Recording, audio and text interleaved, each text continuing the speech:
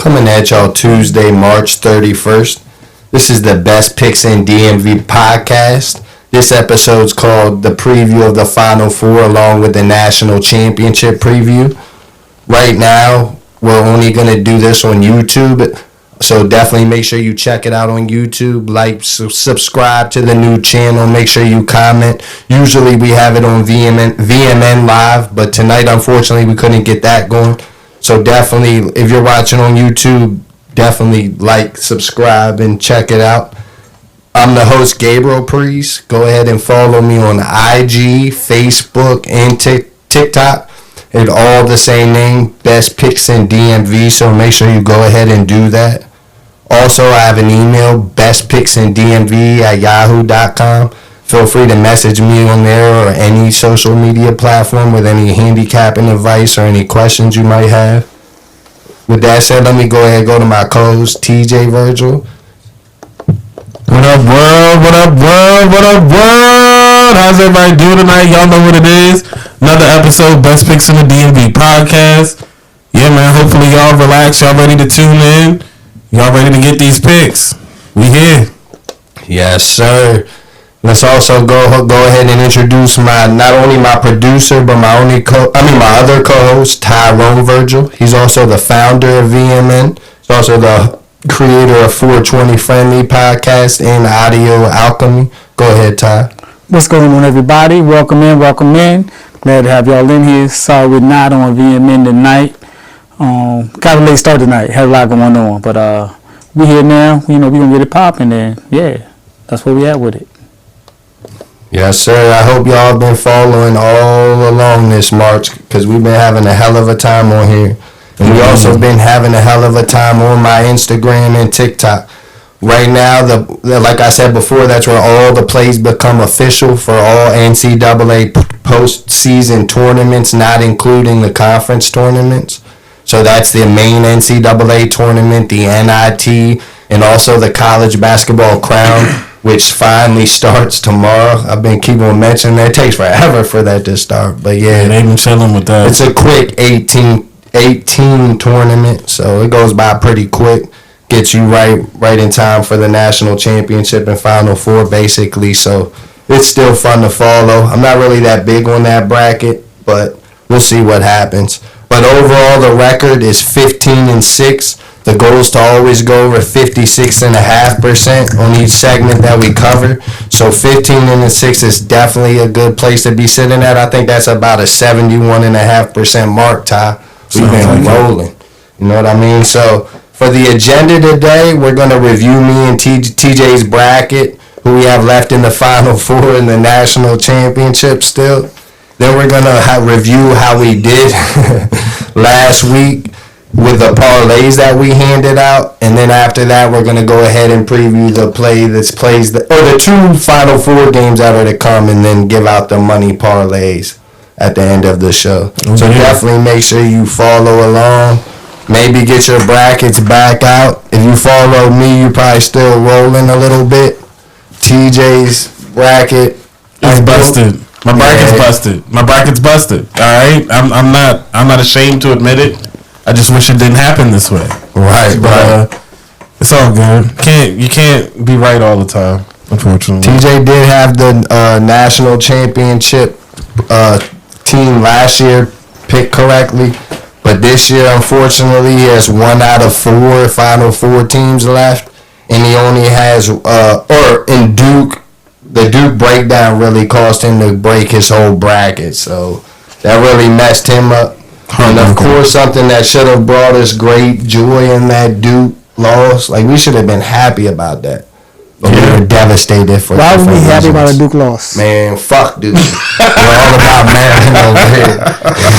I love Maryland alone, bro. I love Maryland, but I gotta go with my Carolinas. You know what I mean? Like, that's the birthplace.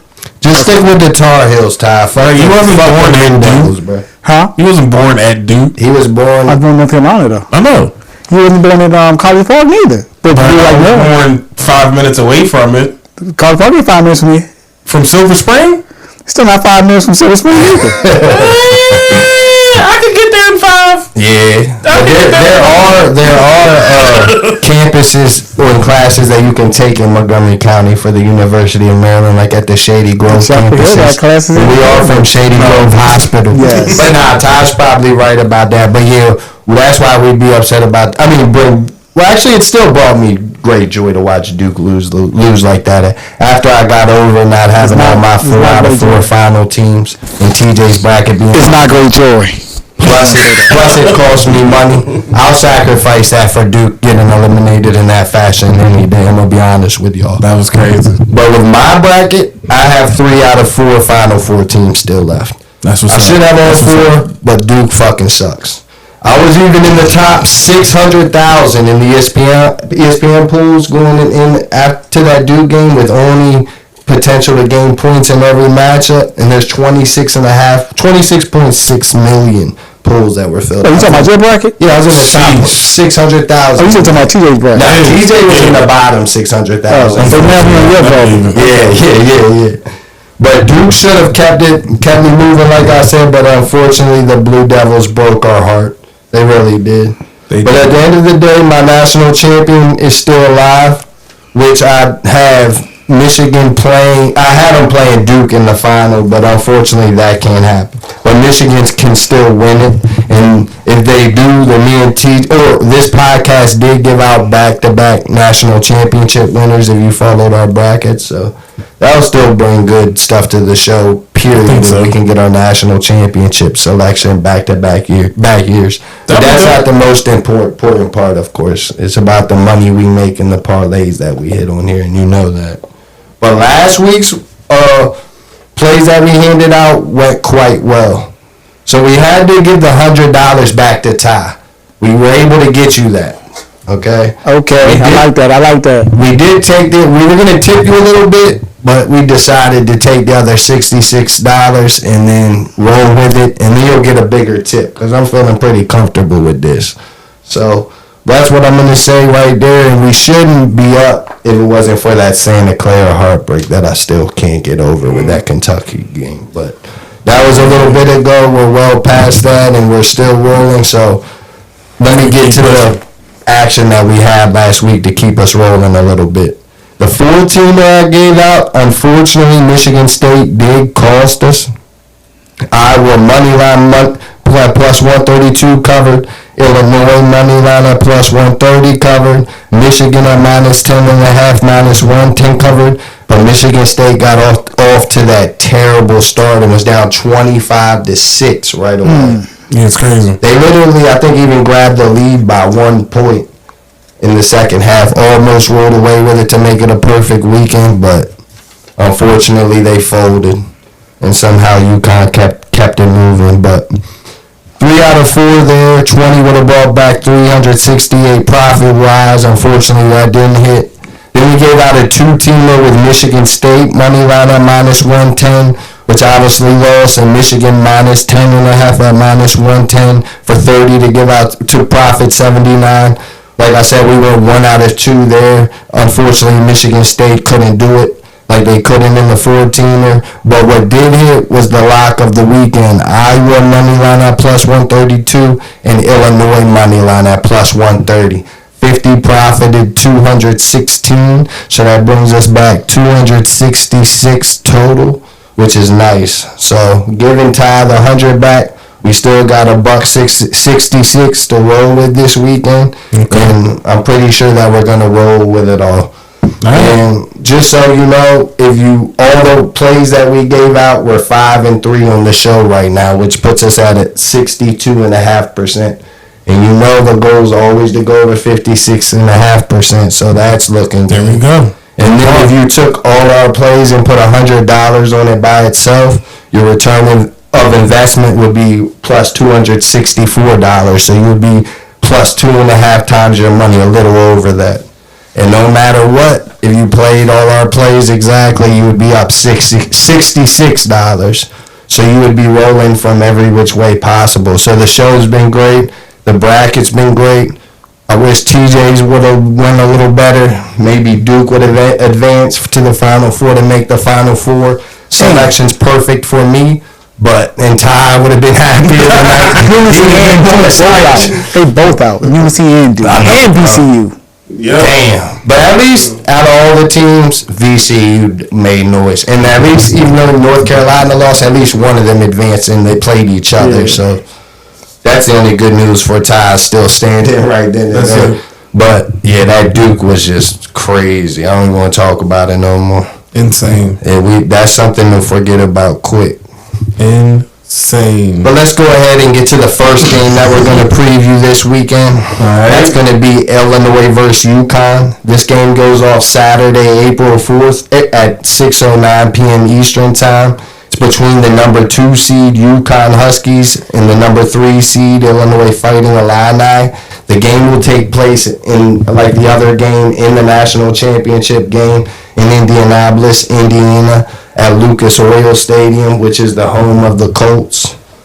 Now, in the previous meeting, they did play each other this year in late November. November 28th. That is. That game, UConn defeated Illinois 74-61 at Madison Square Garden. Okay. This was on a neutral court as well, like this game will be played at. And also for this game, I did see that at some books, Connecticut started off as the 1.5 point favorite. But then most books I saw Illinois started off at the 1.5 point favorite. And most books I've seen it go up to 2.5 for Illinois at this point. So I'm feeling good about that, the line movement so far in this game. I feel the matchup mainly comes down to Illinois' offense versus UConn's defense. Illinois boasts a very strong offense and has been dominant on offensive glass throughout the tournament, averaging over 15 offensive rebounds. You've seen how long they were. We were just talking about. Yeah, they got a big team. Yes, they do. UConn, however, excels defensively, ranking 14th in defensive efficiency in the nation.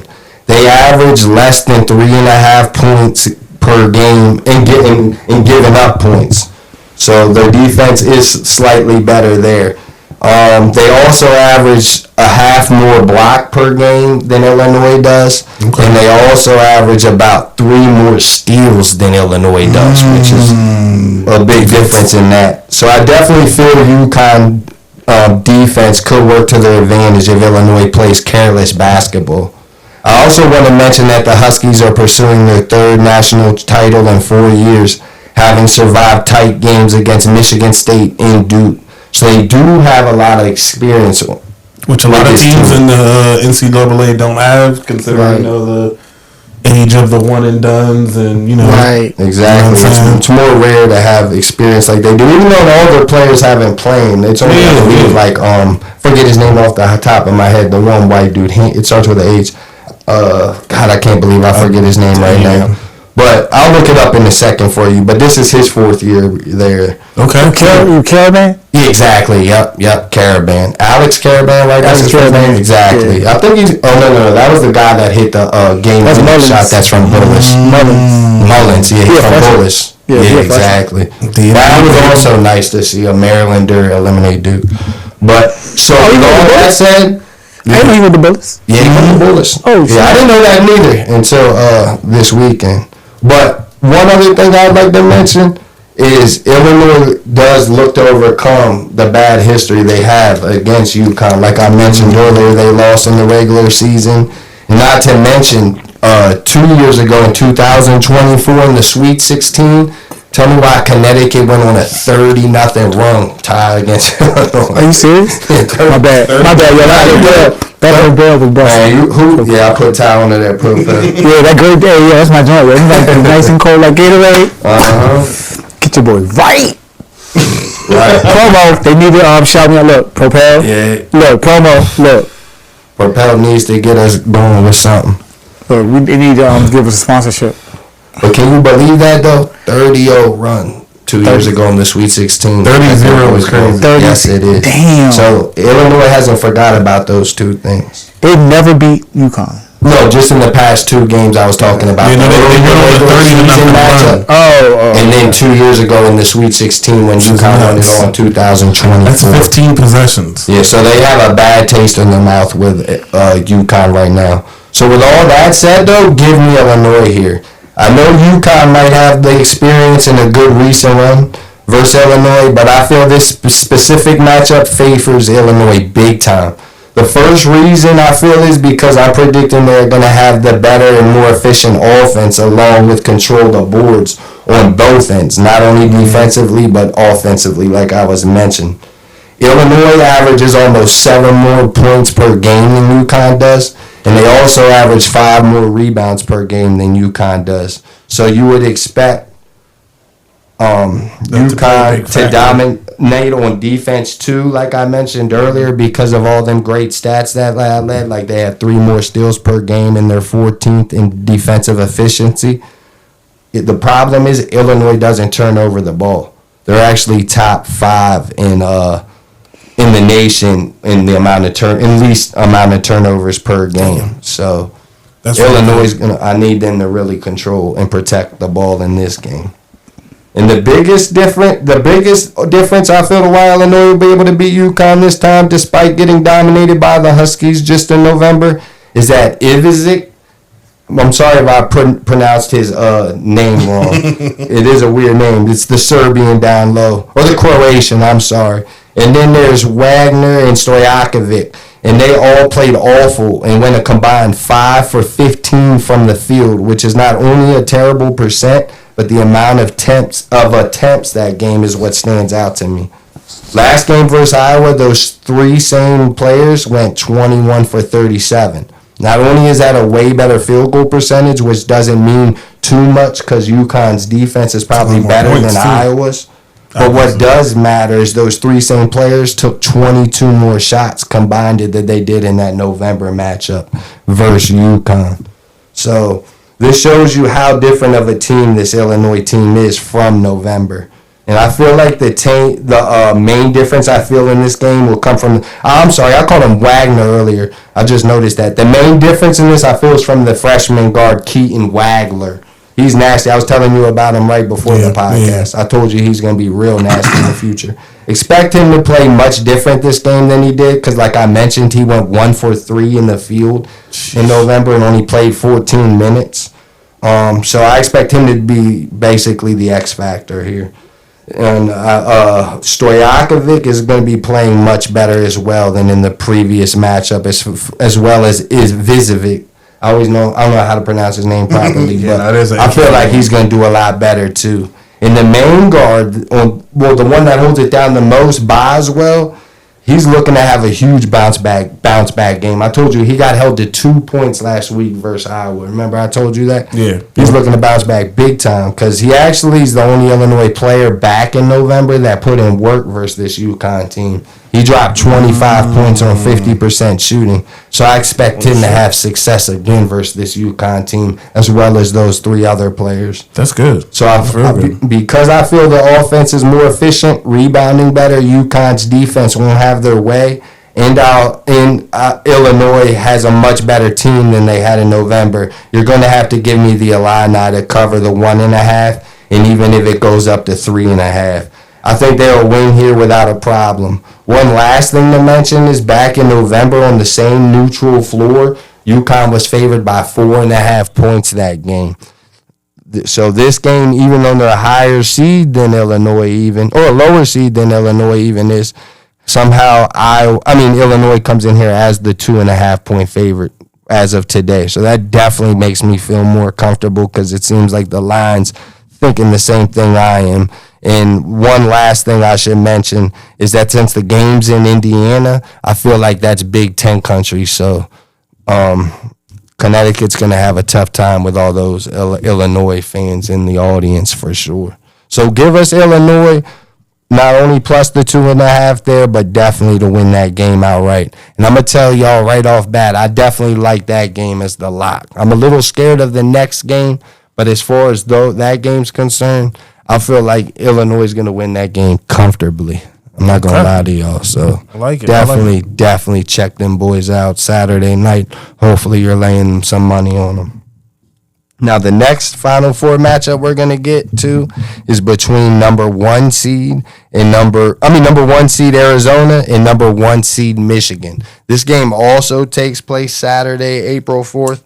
and it goes off about 8:49 p.m. Eastern time. Such a weird time. This matchup is a premier clash of titans with almost an identical style. They're both, man, I was looking at their stats. It's crazy how equal of these two teams are, especially offensive efficiency, defensively, what they shoot percentage-wise. They both shoot like 50% from the field. It's just crazy how so many similarities they have. So I'll tell y'all right now, and they both possess massive front courts and excel at scoring in the paint.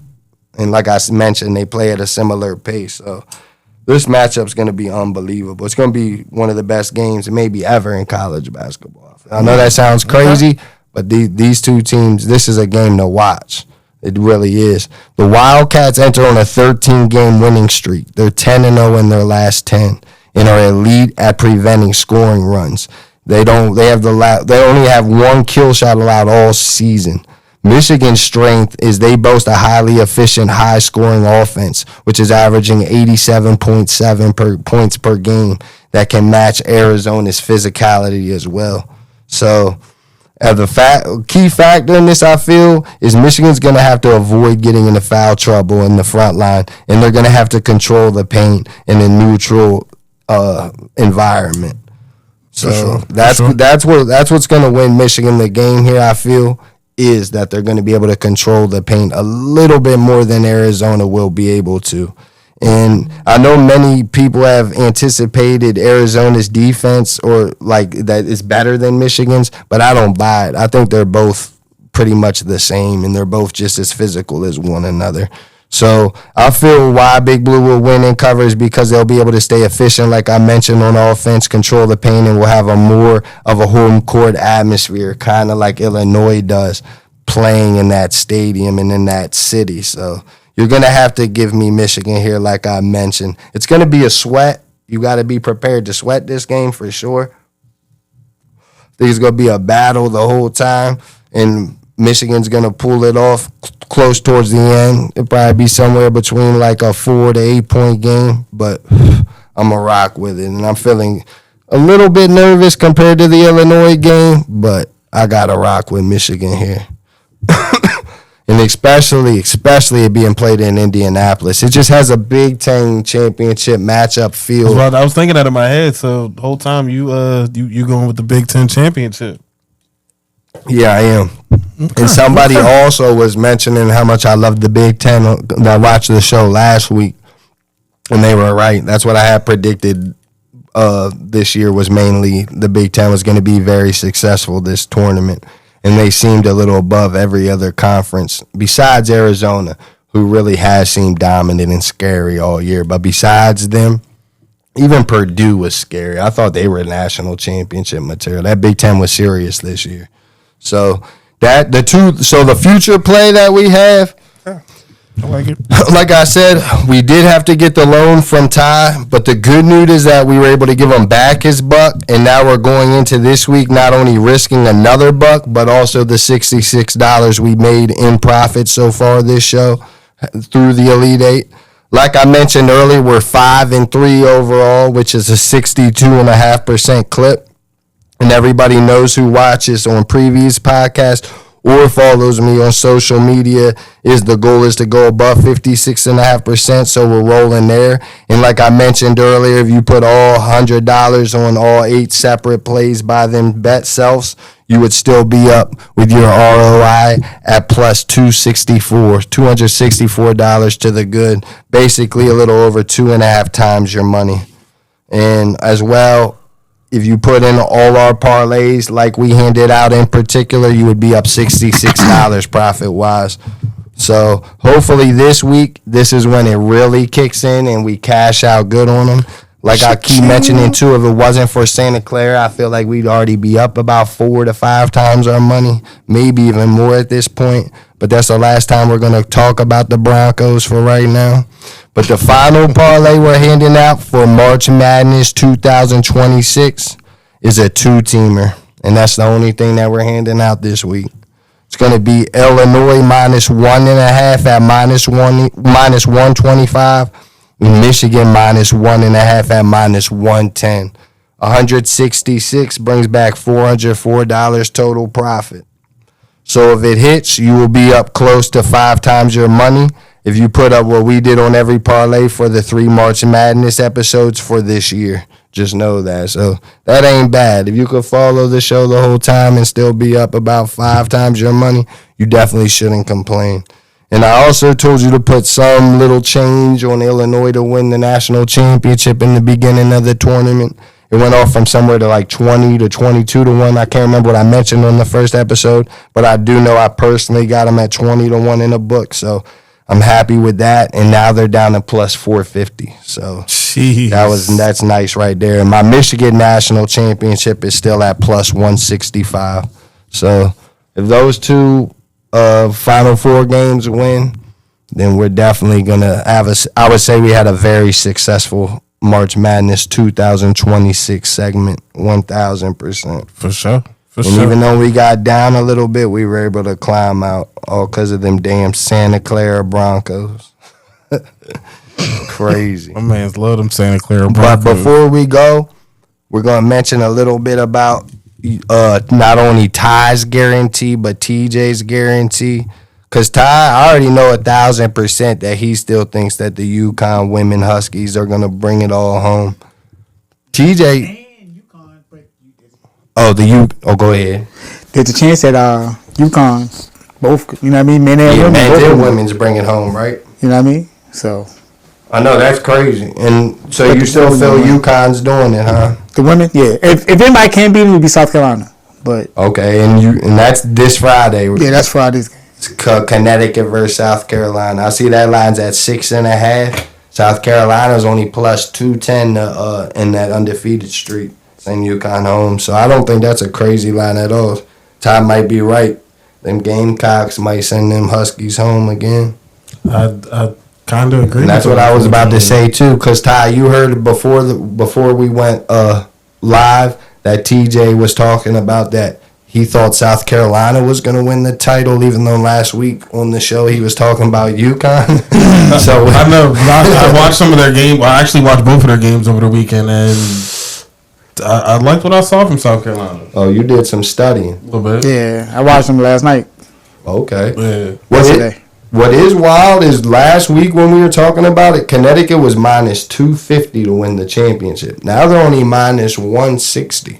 It's just kind of strange. You would Other think people did a little studying too. Right, that's what it seems like. And Everybody doing their studying. I'm just saying. Like, and then Texas Longhorns are only plus 475 right now from plus 800 last week. I mean, hey.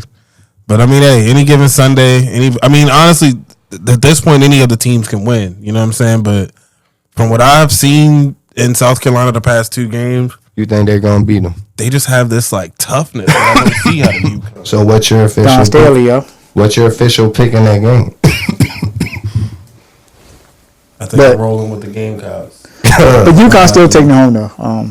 See, Ty's officially sticking with the Gamecocks. He just said if there was a loss, it could possibly be South Carolina. So he's still going to stick heavy with his UConn.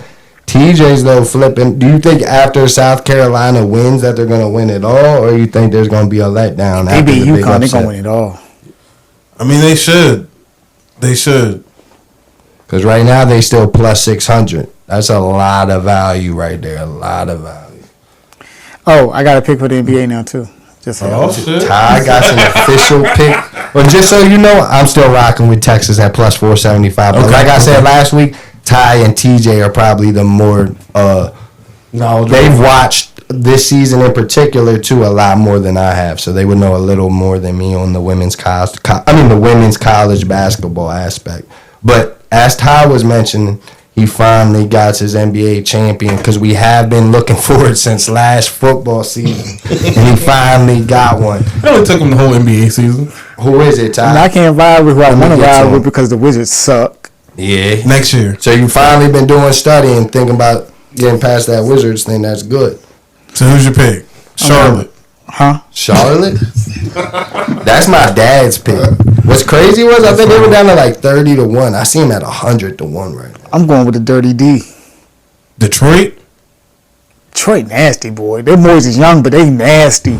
They don't They know 20-1 right now. If the only team I'm worried about against them on the East would be Boston. Yeah. But outside of that, like strong plus 525 right Boston's now. experience alone is going to be tough. 2 weeks ago they were like plus 1200. Like 3 weeks ago, now they're plus 520. Detroit, watching that game last night. They're 20-1 though. They might be beat up though. Who? I don't know if they're going to be fully Detroit. healthy for the playoffs. You know they're missing players last night. Yeah. They might continue to miss players because it's weird to me that they're 20-1. They're the number 1 seed in the East too. Even though I know they haven't won it in a while and stuff like that. Wait, who is Kay Cunningham out for this year? I think he might be.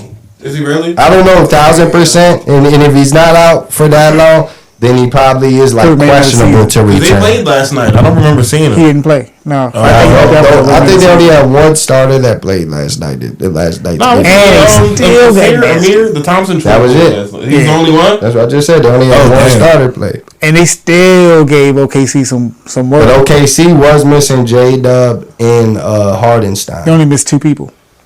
But they only missed 4. And our 2 people were J-Dub's like our second best player, and Hardenstein might be our best big man. But either way, Todd's absolutely right. That was amazing what they did last night to send that thing into overtime. Even though they cheated SGA on that push off. That was crazy. About how high I was when I was watching the game, and I thought I was floating. Oh no, not floating, Ty. I was like, He was floating. what's going on? He was Well, I higher, forget he what was that higher was. than some thunder. That was the Oreos effect. Yeah, the Orioles. I Yeah. got some Shablato coming tomorrow. Shablato, something shit like that. We do got a 420 friendly podcast Yes. coming up this weekend, by the way. So for those who tune into the 420 friendly podcast, definitely be looking forward to that coming this weekend on VMN. And that will be the strain that we try. Sounds good to me. That does sound nice to me. But Ty's official play is Detroit, just so we know, and it's at 20-1 right now.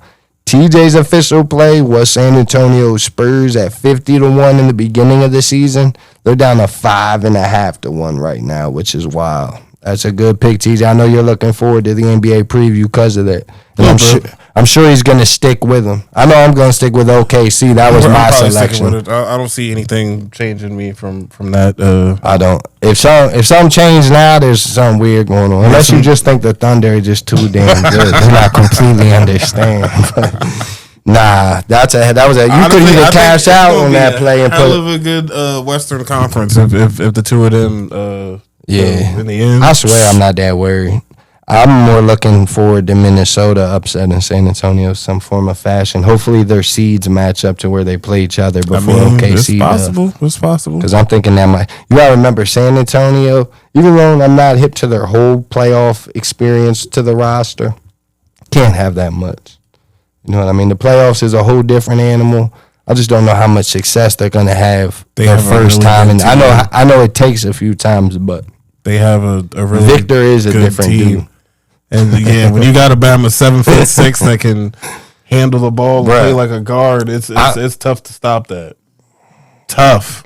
Chad and Jay Will are gonna have to get ready possibly in the Western Conference They Finals. gotta get ready now. I know, man, and they're trying to catch us too. Thank God we won that game last night because we would have only been trailing San Antonio by 1 game, and they do own the tiebreakers. So I definitely want back-to-back Western Conference. Something like that. Yeah, they beat us 3-1 It's crazy. in the season series.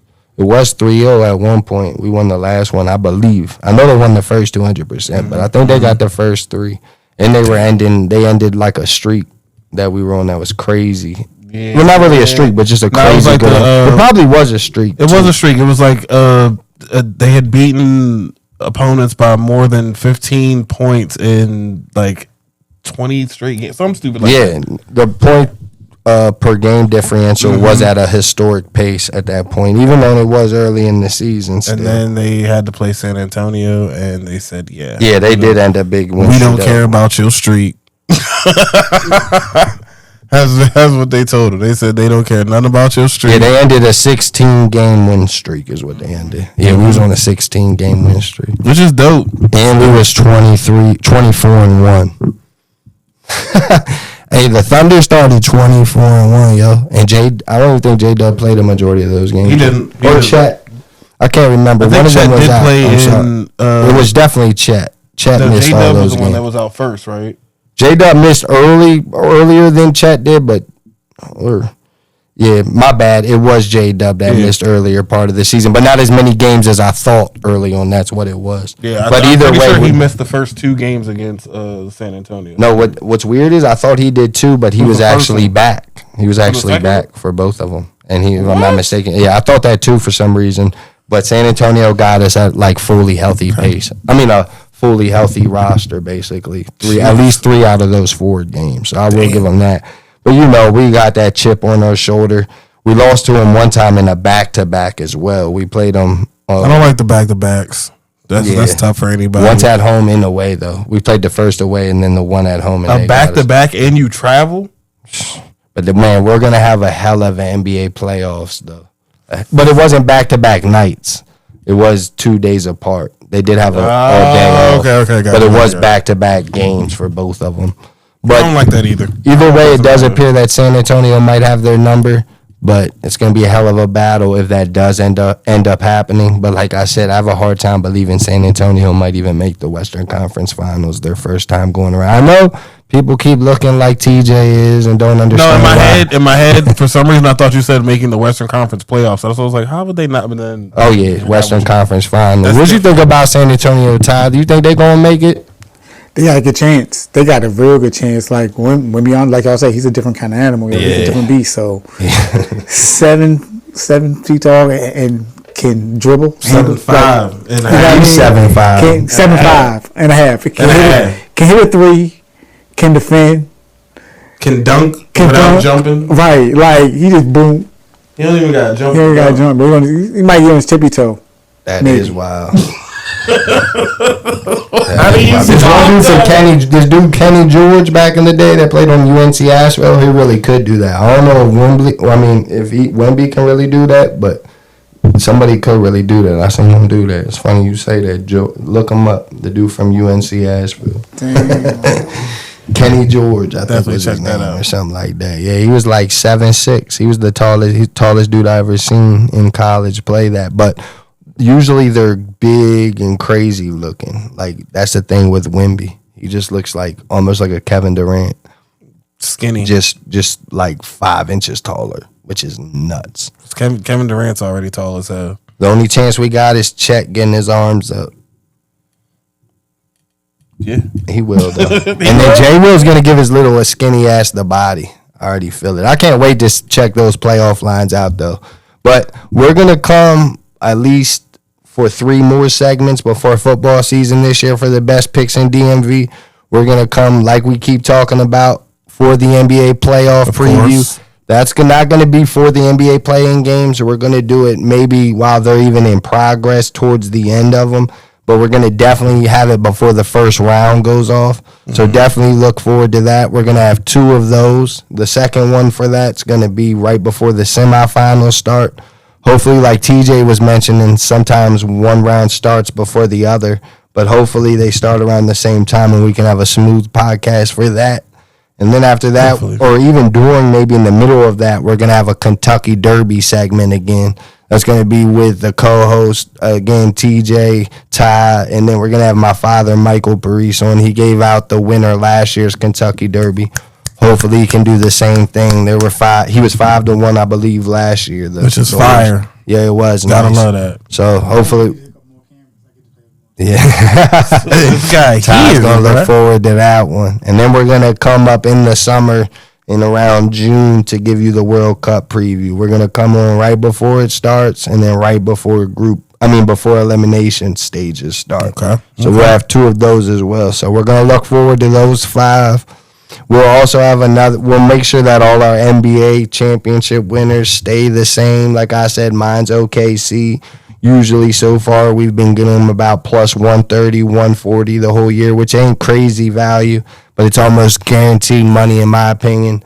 Ty now officially has the Detroit Pistons at 20-1. That's still great value to grab this It is, late in the it year is. if they can do something. So I'm not mad at that play. And then TJ, like we've been saying, has handed out the Spurs since the beginning of the year. They were at 50-1. Now they're at 5.5-1. That's real impressive. That might be the most impressive. If they do win it, that might be the most impressive handout so far in the best. Best picks in the even no matter when it was. If you're picking the winner at 50-1, that's real impressive. And it is kind of more impressive when you pick them in the beginning of the year because you did see the potential happening, which is crazy, crazy good. But because we didn't even plan that. That was like thinking about the NBA predictors that night. Well, since we're here talking, we might have kind of planned it in a sense, but I know what you're saying. It was more on the spot, especially for you. You probably didn't know what's coming. Maybe I had it in my hidden agenda. Ty definitely didn't know what was coming because it was kind of like, end of the show type of thing. Yeah, Just, talking. But I'm happy Ty didn't force nothing. Yeah. That's always how we gotta roll. That's the dumbest thing to do with money. But is there any final words for this March Madness segment for TJ? Final words, I'm gonna tell y'all. My bracket's busted, all to pieces, but it's all good. This year wasn't my year. You know what I'm saying? It's hard. Sometimes some people's brackets are busted the first day with their national. Exactly. So at least I made it to the. I did okay to the Sweet 16 round. I say Elite 8. Yeah, overall your bracket was looking good. Yeah. So I'm not terribly upset, but it's all right. Just know I'll be back next year. Bigger, better. It's crazy I didn't do a bracket this year. I know Ty's definitely doing a bracket. That's crazy how you doing this. Ty got last year during this time. He kind of didn't know that he was going to be such a co-host all the time. He thought he was more of a producer, but nowadays he's definitely 1,000% should have filled out a bracket. So next year for 2027.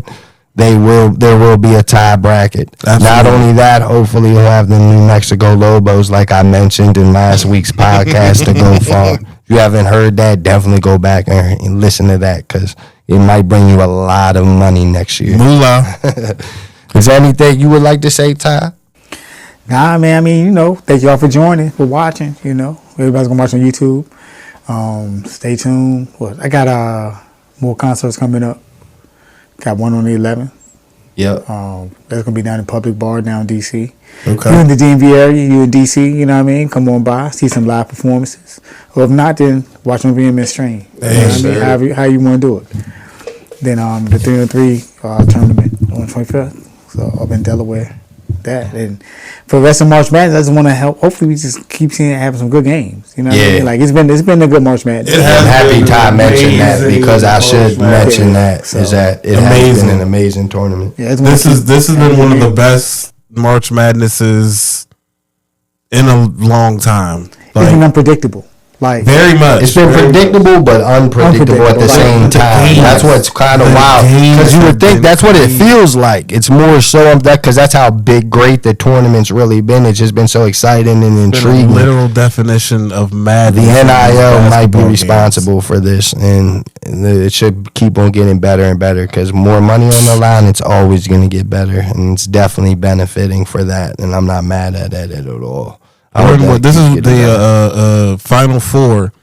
There have been at least, I want to say, 6 games in March Madness, the big tournament, that all ended in buzzer beaters. Or, at least close 1 to 2 second, but, Yeah, not like a true buzzer beater, but like last shot. There have been a couple of those. No, I know. But you're just talking about like a true buzzer beater. Game-winning shots, like things that you dream of as a kid that shooting the last shot of the game with a second left on the clock type stuff. Like, you can't make this type stuff up. And it's been entertaining as hell to watch. I have enjoyed it. I don't care that my bracket was busted. I got to see some really good basketball. And like you said, I hope it continues to go in this trend because I like good basketball. And I think it will. Really good basketball this year. You cannot complain about none of these games. They fixed the problem for sure. The talent level is just crazy right now. I think they need to double the teams. And they're bringing a lot of... the NIL's doing it because now people are staying in college and they can get paid. And not only that, we're getting a lot more Europeans that have been dominating early in their professional leagues to come over to our colleges and get paid. And that's all like even on Michigan, those big Croatians down low. I mean, you're going to get a lot more of those now, and it's just crazy. And you're getting, this is a little weird, though, that you're getting like 25-year-olds sometimes that are coming in as freshmen to get paid. That's a little questionable, but at the end of the day, it does make it that much more competitive and tougher. So I'm not mad at it. And like y'all, like Ty said, it has made the tournament a great tournament. And I'm looking forward to next year's for sure. Definitely. For sure. But let me go ahead and give my final words real quick. Go for it. Definitely, if you haven't, follow me on Instagram, Facebook, TikTok. Also, like I mentioned earlier, feel free to email me at bestpicksandDMV@yahoo.com. You can also message me at any of those social media platforms for any handicapping advice or any questions about maybe putting some plays together and how to do it. So go ahead and do that. I also want to thank y'all for watching the segment. We got a lot of love, so hopefully it continues. We've been successful, so the love's kind of deserved, and hopefully we continue to be successful. For sure. So definitely make sure to tune in.